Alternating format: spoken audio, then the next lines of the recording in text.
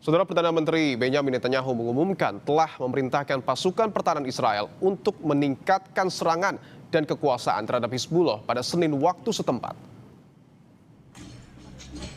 Menurut Netanyahu, dalam beberapa minggu terakhir, militer Israel sudah melenyapkan sebanyak 600 milisi Hizbullah dan menyerang lebih dari 70 situs infrastruktur Hizbullah di seluruh Lebanon.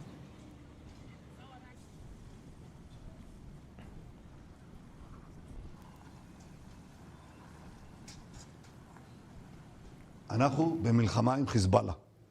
רק בשבועות האחרונים, הלוחמים הגיבורים שלנו חיסלו למעלה מ-600 מחבלים. אני רוצה שתדעו את זה. למעלה מ-600 מחבלים. אבל אנחנו לא מורידים את הרגל מהדוושה. להפך, אמרתי ללחוץ על הדוושה עוד יותר.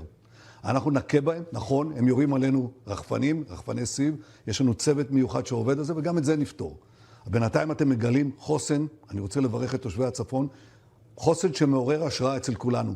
אבל מה שזה מחייב אותנו עכשיו, זה להגביר את המכות, להגביר את העוצמה, אנחנו נכה אותם שוק על ירך. Asap putih terlihat mengepul di atas beberapa desa dan kota di distrik Tyre dan Bin Jbel, Lebanon Selatan setelah serangan udara terbaru Israel. Media setempat menyebut Iran menggunakan bom fosfor putih dalam serangan tersebut. Tentara Israel sebelumnya mengeluarkan peringatan evakuasi kepada penduduk beberapa desa yang menjadi sasaran serangan. Tentara Israel belum berkomentar tentang tuduhan terkait dugaan penggunaan bom fosfor putih. Fosfor putih dapat menyebabkan luka bakar, gangguan pernafasan, dan kematian.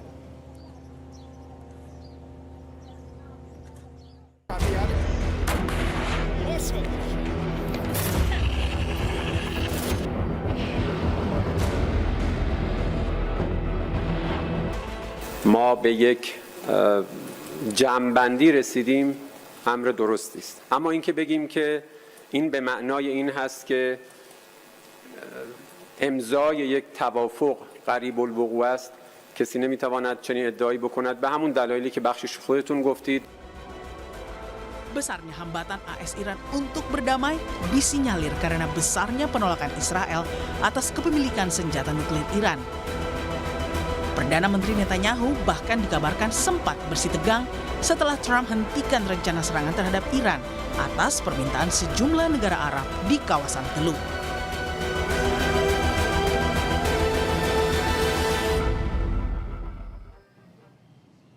Di tengah kesepakatan Amerika Serikat Iran akhiri perang, militer Amerika Serikat tiba-tiba menyerang Iran Selatan, menyasar lokasi peluncur rudal dan kapal-kapal penebar ranjau. Lalu akankah serangan ke Iran Selatan ini memicu perang berlanjut?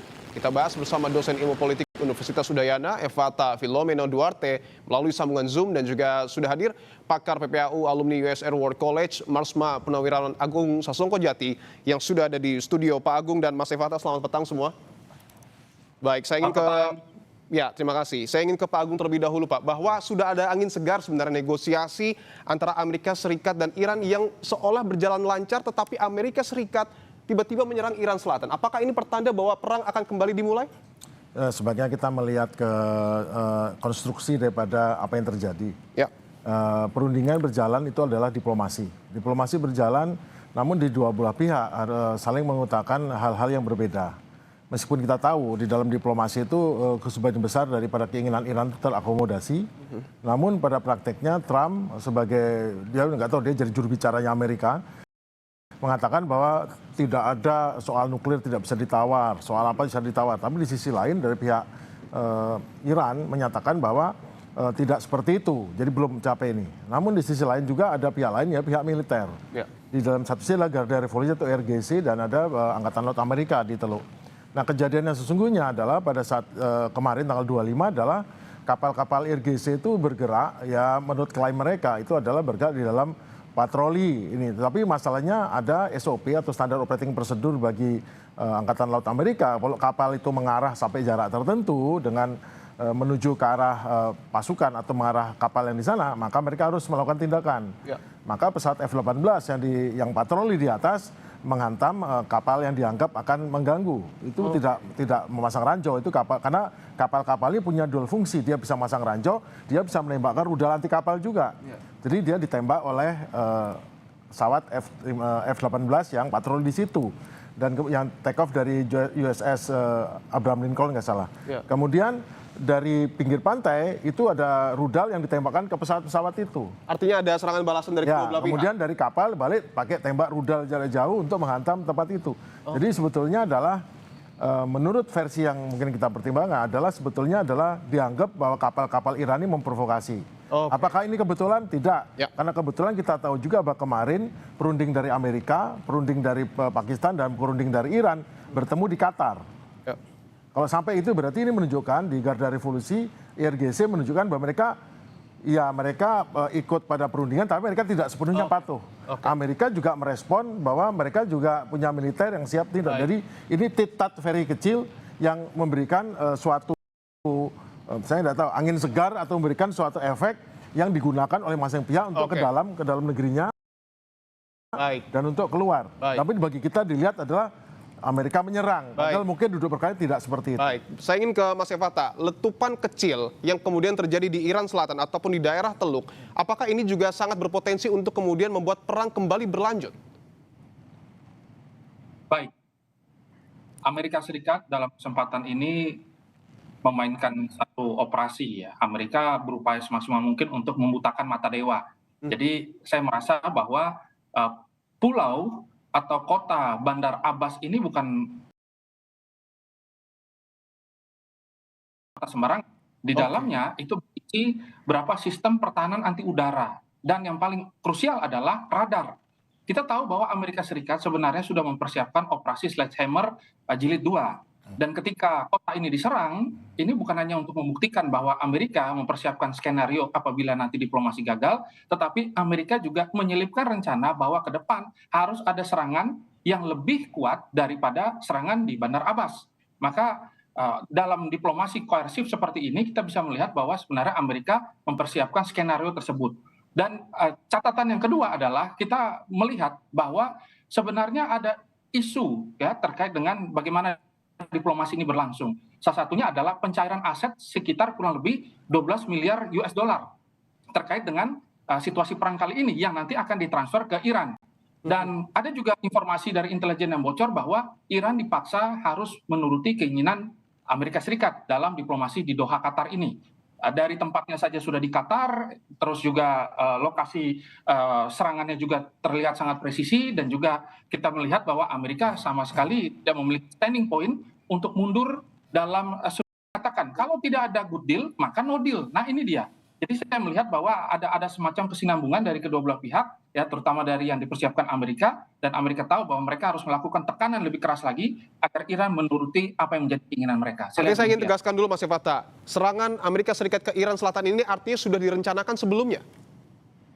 Ya, sudah dihitung dengan sangat baik oleh Amerika, dan Amerika tahu bahwa ini adalah titik yang paling pas, dan serangan itu tentu akhirnya membuat buta ya sedikit banyaknya dari upaya retaliasi ataupun upaya untuk menahan dan juga membaca gerakan Amerika Serikat yang selalu menggunakan kekuatan udara mereka.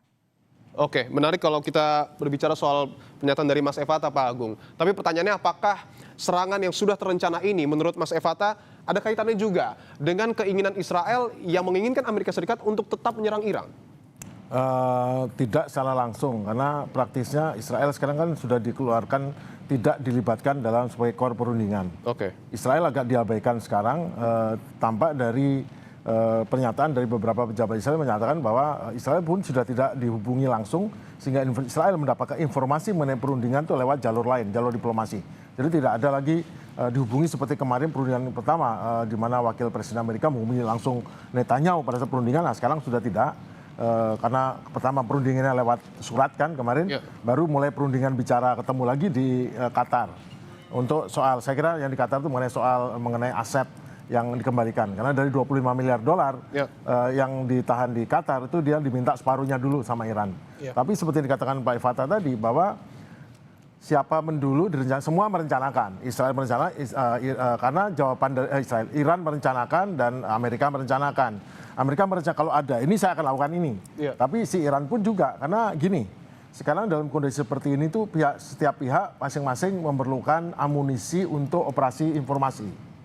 Amunisi itu berupa, saya berani melakukan ini.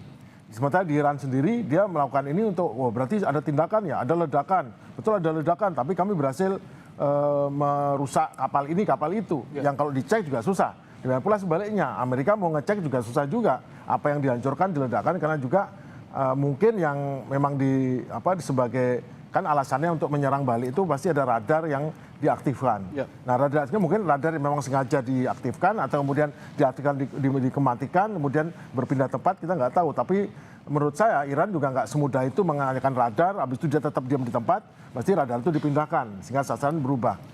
Tapi intinya tidak ada penjelasan lebih lanjut. Jadi konflik ini yang kemarin terjadi, yang pagi tadi kalau kita pagi di sana malam ya. Itu tiba-tiba berhenti begitu saja.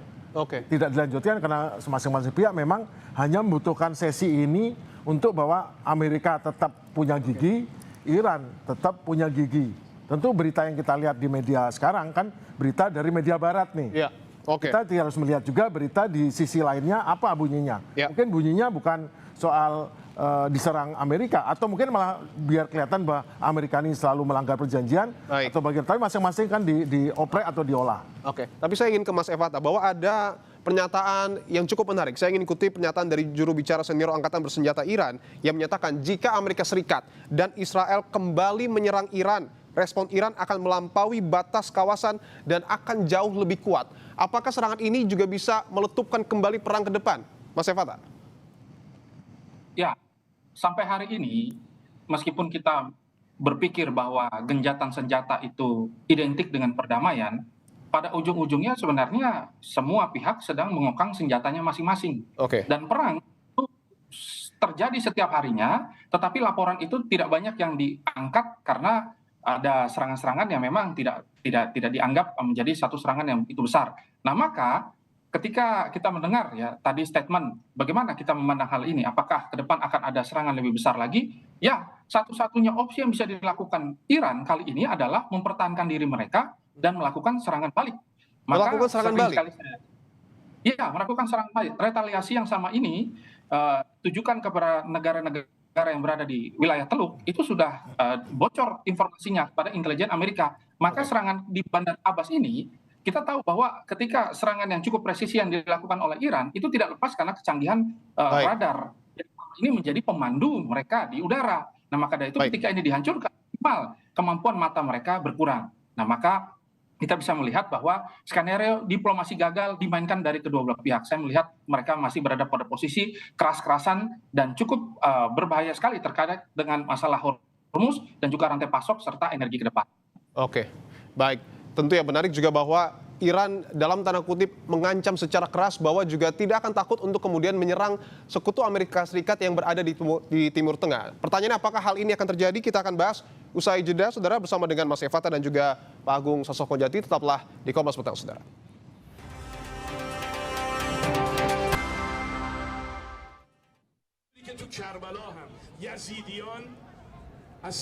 Garda Revolusi Iran atau IRGC menyatakan mereka berhak untuk membalas setiap pelanggaran gencatan senjata oleh Amerika Serikat. Kami kutip dari Sky News, IRGC mengatakan telah mengidentifikasi pesawat tempur dan drone Amerika yang menyerang. IRGC mengaku telah menembak jatuh sebuah drone MQ-9 atau MQ-9 ketika drone tersebut mengaktifkan sistem pertahanannya dan juga mengklaim telah memaksa pesawat tempur Amerika Serikat untuk melarikan diri.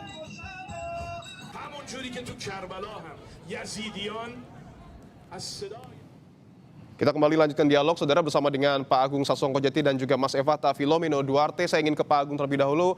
Pak Agung, bahwa Iran juga sebelumnya sudah mengultimatum bahwa ketika Amerika Serikat dan Israel terus menggempur Iran, Iran tidak akan takut untuk kemudian menyerang negara sekutu Amerika Serikat yang berada di Timur Tengah. Pertanyaan saya, negara mana yang kemungkinan diserang Iran terlebih dahulu? Oh, jelas Uni Emirat. Uni Emirat Arab? Uni Emirat Arab, ya, karena Uni Emirat secara terang-terangan telah mengoperasikan Iron Dome yang diawaki oleh orang Israel di negerinya.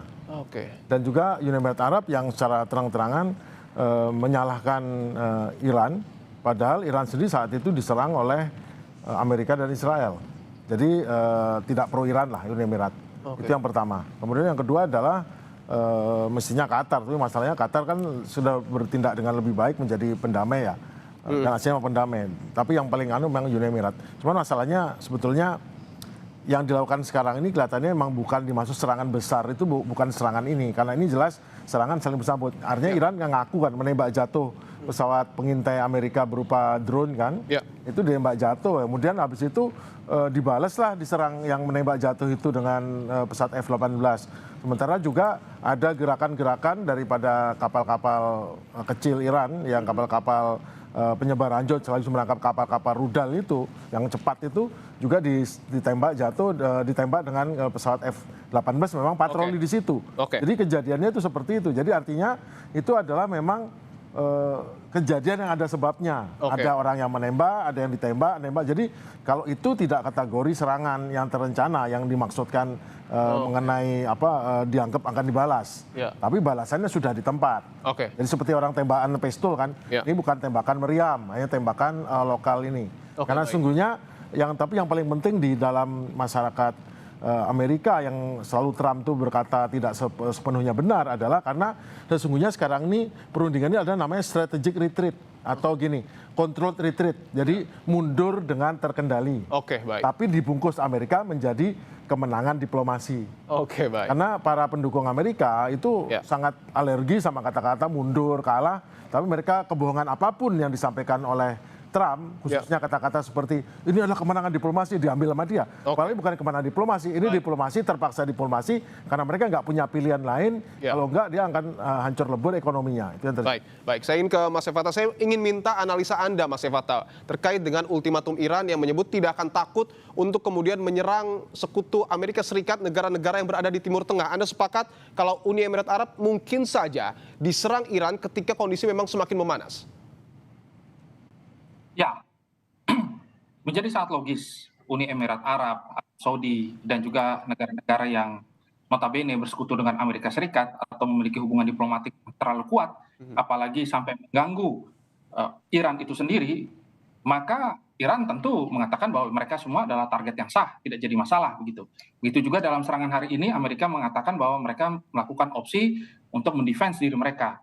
Akan tetapi yang dilakukan oleh Amerika Serikat nanti ke depannya itu adalah semaksimal mungkin mereka melumpuhkan seluruh kemampuan alat-alat intelijen dari Iran terlebih dahulu sebelum melakukan serangan yang lebih masif. Dan ketika pelumpuhan intelijen ini terjadi, otomatis serangan retaliasi dari Iran juga nanti ke depannya melemah.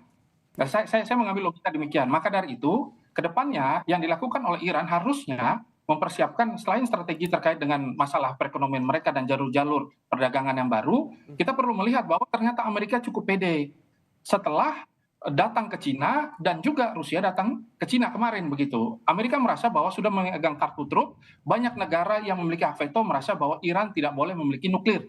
Nah itu dia, menjadi standing point utama dalam kesulitan hari ini adalah Iran dianggap senjata pemusnah massal. Nah maka dari itu akan terus berputar di sana. Dan kita melihat bahwa ini adalah operasi membius lengan ya sebenarnya ke depan nanti ke depannya nanti setelah lengannya dibius, kakinya mulai lumpuh dan lain sebagainya, ini adalah bagian dari surgical ya, atau bisa kita katakan ada operasi untuk melemahkan dari Iran sendiri. Tapi Iran sudah menggali berapa titik dan mereka sudah mempersiapkan skenario total war. Jadi Iran juga tahu bahwa kalau dalam kondisi seperti ini satu-satunya cara adalah menggunakan seluruh kekuatan yang ada dan mereka siap untuk melakukan perang suci dan mereka sama sekali tidak takut. Saya melihat bahwa kedua belah pihak sama-sama harus menghindari agar kedepannya dituduh menjadi kriminal perang. Ya ini dia, makanya Amerika sulit untuk menyerang karena ada masyarakat yang siap berkumpul, begitu juga dari Iran ketika serangan pelumpuhan juga terjadi. Tentu kita tidak harapkan perang semakin parah dan juga terus terjadi. Tapi pertanyaan saya Pak Agung, ketika Iran betul-betul menyerang Uni Emirat Arab, apakah ini tidak sama dengan membangkitkan sekutu Amerika Serikat dan memperkuat Amerika Serikat itu sendiri? Ya, kalau serangan itu dalam konteks balas. Karena Iran memiliki hak untuk membalas dengan piagam PBB ke pasal 51 menyatakan bela diri. Dan Iran berhak untuk membalas, khususnya membalas ke negara yang juga menjadi sekutu Amerika.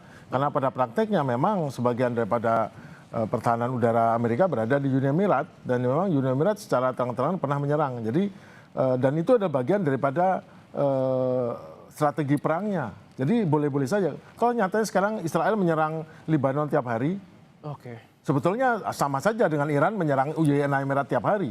kalau Lebanon itu Hezbollah itu dianggap sebagai proksi, kalau Uni Emirat itu sekutu.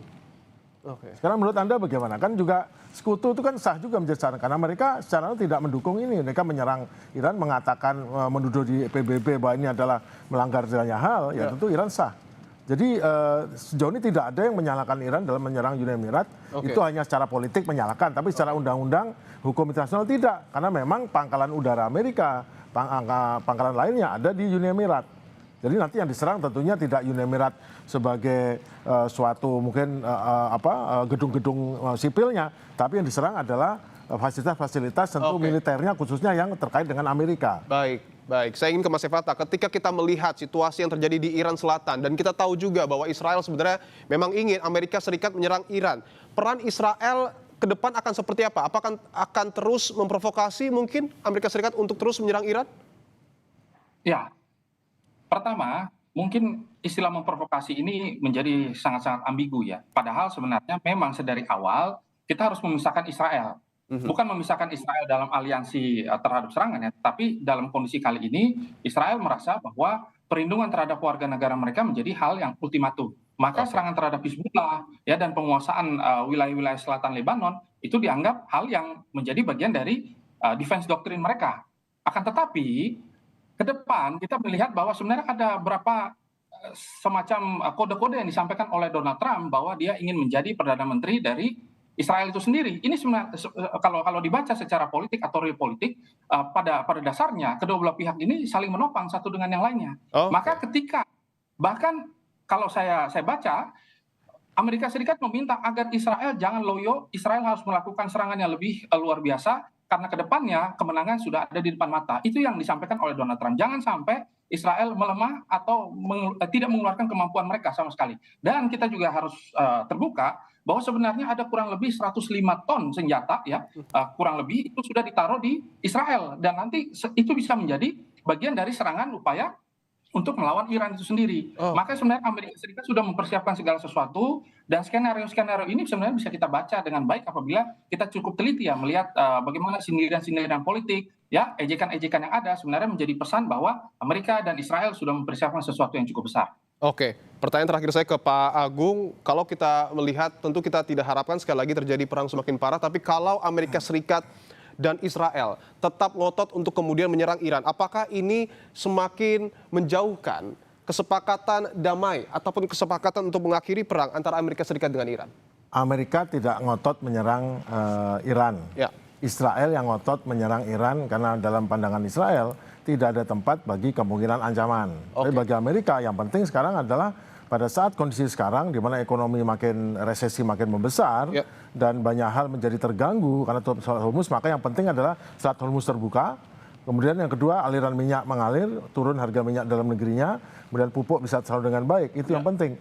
Mengenai soal Israel, kepentingan Israel itu jadi nomor 2 karena ternyata terbukti dalam 2 tahap perundingan. Yang pertama adalah bicara soal Selat Hormuz dibuka, bicara soal mengenai minyak segala macam. Yang kedua baru bicara soal pengayaan uranium segala macam, baru di tahap 2. Artinya sekarang memang Israel agak disampingkan. Artinya kesepakatan untuk mengakhiri perang ini masih terbuka lebar? Ya memang ini berjalan karena yang butuh ini berhenti itu Amerika, bukan Iran. Iran sendiri mungkin dia butuh ya. Tetapi kalau nanti antaman-antaman saling ini pada akhirnya yang bubar jalan Amerika karena senjata yang digunakan Iran sekarang adalah senjata bukannya membunuh banyak orang Amerika, tapi merusak ekonomi Amerika dengan harga minyak naik tinggi, transportasi tinggi dan semuanya yang pasti akan mempunyai efek kepada popularitas politik Trump di masa depan.